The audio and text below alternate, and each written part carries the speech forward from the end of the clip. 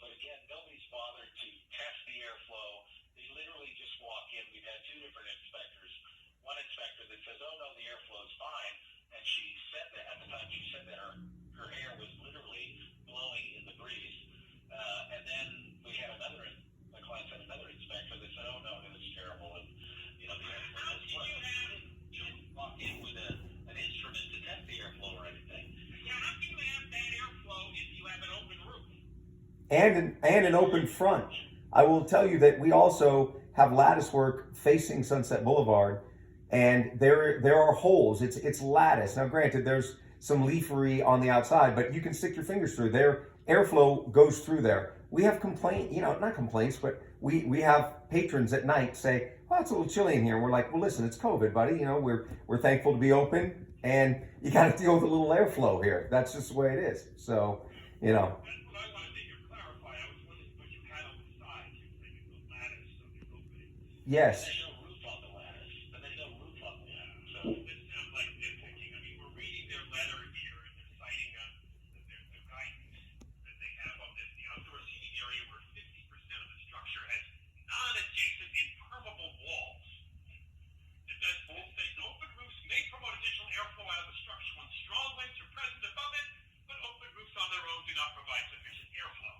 Well, but if you're describing this lattice situation, that sounds pretty breezy to me. Absolutely. Well, why 50%? Why not 54% or 45%? Or that's the problem. Every time we chase this down and we ask them, "Well, where's this coming from? Where's this regulation that you're citing?" There's nothing that it's based on. It's just literally somebody made it up, and there's no science to it. There's no support for it. So they can't show you the regulation?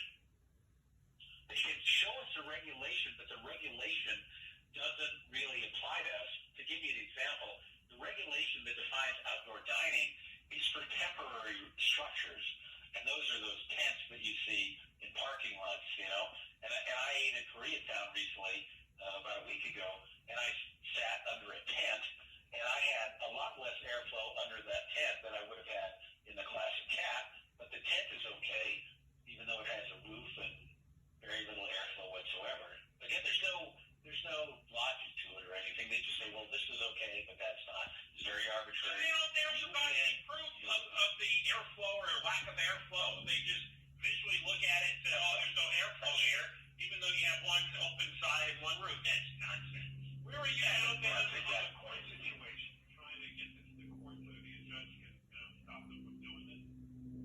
We're finalizing our request for a temporary restraining order. We should be filing that shortly. The court system doesn't move as fast as it used to in the good old days. You would walk into LA Superior Court on the morning of and have your hearing a half an hour to 45 minutes later. It's very, very efficient. It doesn't work that way anymore. You have to get a special hearing date, and it's going to take a little bit longer, but then they push us into early next week. But we'll have a hearing very soon, and we'll be able to fight this out. So you're convinced there's an allegation for coming on our show and going on TV. Absolutely. I want to. That's part of it, right?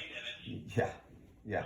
Well, what I want to say is, per what Rod has pointed out to you guys, is that, they shut us down, then they sent us a different letter. Well, Rod asked on Monday for a response. We get nothing. Which order do you want us to follow? The shutdown immediately or the 5th?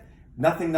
I come talk to you guys yesterday. All of a sudden, 3 hours later, we've got a response, shut down. So clearly they're upset, or their feelings are hurt, or they're being held to task, and now they're retaliating against us. I don't see how else you can interpret that. That's just, they don't respond for 3 days, and then all of a sudden they do, because I started talking to you guys.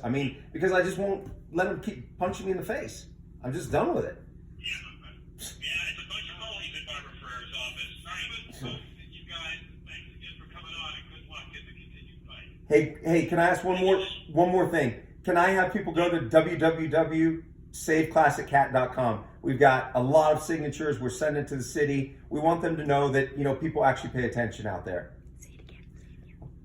Thank you. Yep, saveclassiccat.com. I appreciate you letting me say that. All right, that's great work. Yep.